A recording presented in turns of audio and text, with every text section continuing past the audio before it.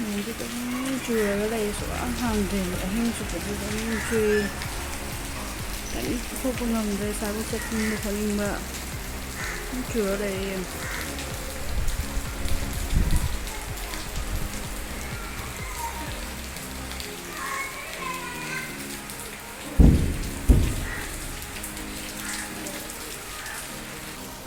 ꯁꯤꯗ ꯑꯩꯒꯤ ꯍꯤꯡꯒꯣꯜ ꯃꯆꯥ ꯈꯔ ꯂꯩꯖꯔꯦ ꯁꯥ ꯃꯔꯣꯏ ꯎꯆꯤꯅ ꯅꯨꯡꯇꯤꯒꯤ ꯂꯥꯛꯑꯒ ꯑꯗꯨꯝ ꯆꯥꯊꯣꯛꯑꯦ ꯍꯟꯗꯛꯇꯤ ꯈꯔꯕꯨ ꯈꯔꯦ ꯁꯤꯁꯨ ꯆꯥꯊꯣꯛꯈ꯭ꯔꯤꯅꯤ ꯃꯣꯏꯅ ꯌꯦꯡꯉꯣ ꯃꯇꯣꯟ ꯂꯣꯏ ꯆꯥꯊꯣꯛ ꯍꯧꯖꯤꯛꯇꯕꯨ ꯈꯔ ꯐꯖꯈꯠꯂꯛꯑꯦ ꯃꯅꯥꯁꯤꯗ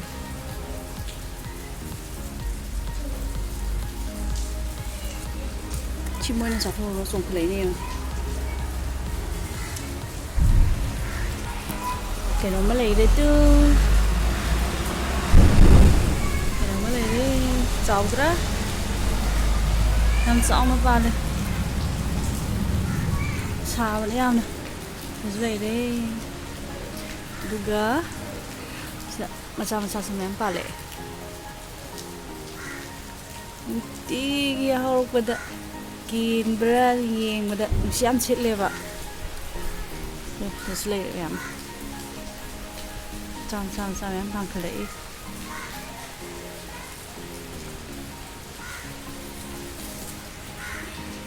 ꯌꯦꯅꯦꯝ ꯄꯥꯝꯕꯤ ꯐꯖꯕ ꯑꯃ ꯂꯩꯔꯦ ꯁꯨꯃꯥꯏꯅ ꯆꯥꯈꯤꯕ ꯊꯛꯈꯤꯕꯒꯤ ꯈꯣꯡꯗ꯭ꯔꯨꯝ ꯃꯀꯨ ꯑꯣꯏꯔꯣ ꯑꯦꯅꯤ ꯑꯩꯅ ꯂꯣꯏꯅ ꯁꯤꯗ ꯍꯥꯞꯆꯟꯕꯅꯦ ꯑꯗꯨꯅ ꯁꯤꯗ ꯐꯖꯔꯛꯏꯁꯦ ꯁꯤꯗꯁꯨ ꯂꯩꯔꯦ ꯎꯃꯣꯔꯣꯛ ꯁꯤꯗꯤ ꯌꯥꯝ ꯆꯥꯎꯗꯦ ꯆꯞ ꯃꯥꯟꯅꯕꯅꯦ ꯑꯗꯨꯕꯨ ꯁꯤꯁꯤꯅ ꯑꯗꯨꯝ ꯁꯨꯃꯥꯏꯅ ꯄꯤꯛꯑꯒ ꯂꯩꯔꯦ ꯌꯥꯝ ꯆꯥꯎꯈꯠꯂꯨ ꯌꯥꯗꯦ ꯃꯄꯥꯟꯗꯤ ꯃꯌꯥꯝ ꯁꯥꯏꯌꯦ ꯑꯗꯨꯒ ꯂꯣꯏꯅ ꯀꯦꯔ ꯃꯥꯡꯈ꯭ꯔꯦ ꯑꯗꯨꯒ ꯁꯤ ꯄꯥꯝꯕꯤꯁꯤꯅꯅꯦ ꯎꯆꯤꯅ ꯂꯥꯛꯑ ꯆꯥꯊꯣꯛꯈ꯭ꯔꯦ ꯑꯗꯨꯒ ꯑꯃꯨꯛ ꯁꯤ ꯃꯆꯥ ꯑꯅꯤꯁꯦ ꯆꯣꯡꯊꯣꯔꯛꯑꯦ ꯑꯗꯨꯒ ꯃꯄꯥꯟ ꯑꯃꯨꯛ ꯂꯥꯛꯑꯦ ꯁꯨꯃꯥꯏꯅ ꯑꯗꯨꯒ ꯁꯣꯝꯗ ꯂꯩ ꯑꯃ ꯂꯩꯔꯦ ꯅꯄꯥꯛꯄꯤꯁꯤꯗꯤ ꯌꯥꯗ꯭ꯔꯦ ꯇꯦꯡ ꯅꯥꯀꯨꯞꯄꯤ ꯈꯔꯕꯨ ꯐꯒꯠꯂꯦ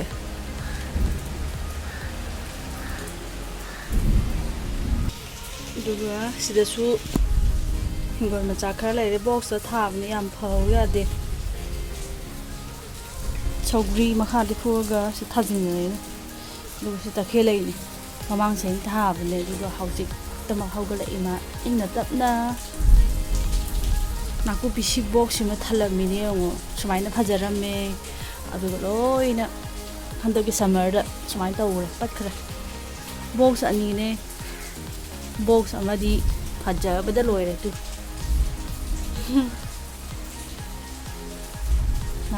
ꯅꯄꯥꯛꯄꯤꯁꯦ ꯌꯥꯝꯅ ꯁꯨꯃꯥꯏꯅ ꯄꯥꯝꯕꯤ ꯆꯥꯎꯔ ꯐꯖꯔꯝꯕꯅꯦ ꯑꯗꯨꯗꯨꯒ ꯍꯟꯗꯛꯀꯤ ꯁꯝꯃꯔꯗ ꯁꯤꯁꯨ ꯁꯤꯗꯣꯛꯈ꯭ꯔꯦ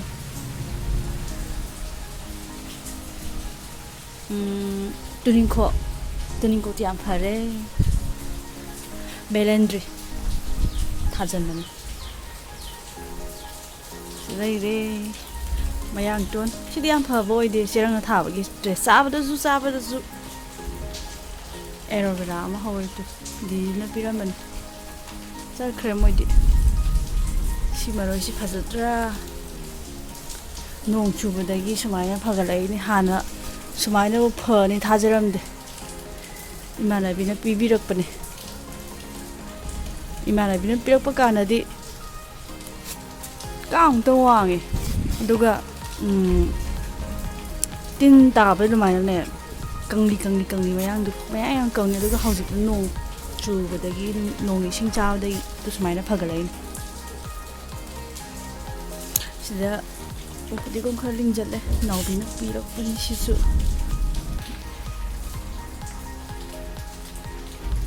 ꯋꯦꯗꯔꯁꯤ ꯇꯟꯗ꯭ꯔꯥ ꯑꯗꯨꯝ ꯁꯨꯃꯥꯏꯅ ꯇꯧꯔ ꯂꯩ ꯁꯤꯒꯤ ꯂꯝꯁꯦ ꯃꯃꯥꯡ ꯆꯍꯤꯗꯁꯨ June, July, August, September, October fao nong chudoini sumai sum tawdoini pungdon pami phajaba am hore tu pungdon pami amma ani ahum papa mayam sabane chadarage handakti adu yumda chatlage chida ri hingon ubane mahada ije sise calendar se hainau da karai je makha da thamne duga chara ani ja hawre duga madi tu shiore makha da ji phasana kumaga ulake hajiti nong churi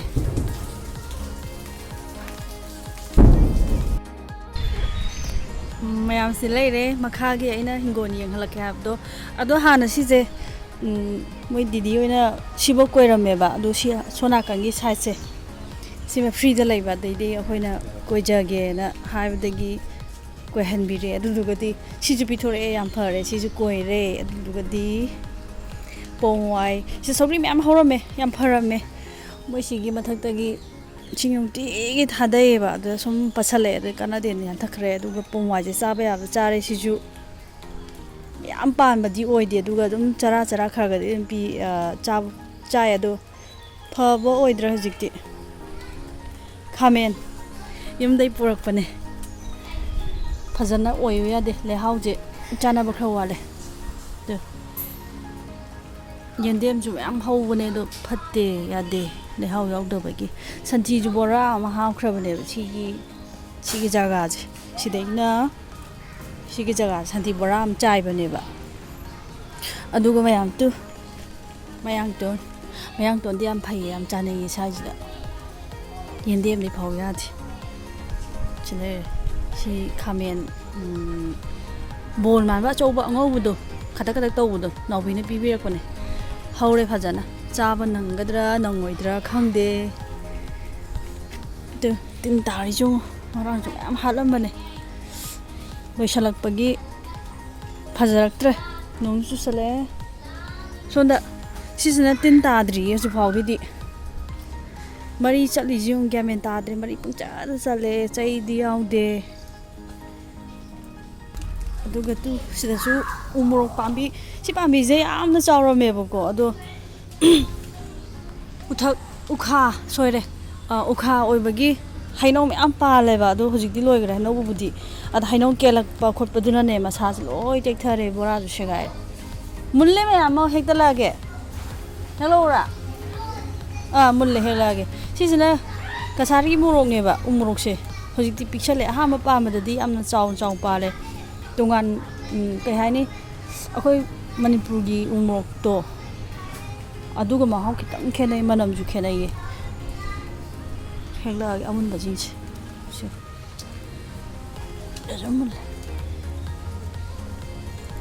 nazum lai re umrok si phatre tin da sandana si ju tu mana si tin loi da saline se da ko kap ti tandana shegare masaga loina ado mayam sigi yendi among bi mana se mayam chana dabra khangde ado didi amna tapirak tana kari dawe si mana ji khega besan do bora hawagi do maina thitle dana nangna khara aduga sigi manam sida tairaga roll gi type to semaga chai ham hawe hakchang ju phaba asi yai kalan ji tu nga sa aina mathakta utpado si sida le pambi chipami jini tu asonda loi chat khre duga smai sum la duga yum de hena wangi dore mama dole re smai na awa thabi ku pan jo mayam jeu tu haw ba haw tabdi khangde handa khak pan ban duga sida mayang tom pami phacha bam lai re tu phajab ne am hawai chu khara dum pal le chaw de dum chai se tin du am tar pale i me am se ju tu pal tu sai de ki makhok me am je hawai hega cha gi bagi makhok me am mayam mairen ju hawe aduga mairen se Mapan awoibam sade mapan de mꯌꯥꯝ sai ado awoibam sade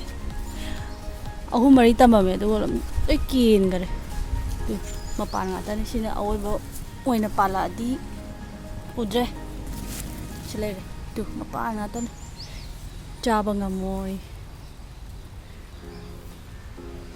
chile re khongdrum pambi je mayam asigi tu asidagi haurakpane ba amanung dagi duga sum la e duga migi boroi sida moi nungai re sida chagre frem imana bida supire leminari ba mayang singa supire hawi maru piyona yumdagi maru pu halai pale pama mayang pale duga kai haini khoigi sumaina tu palije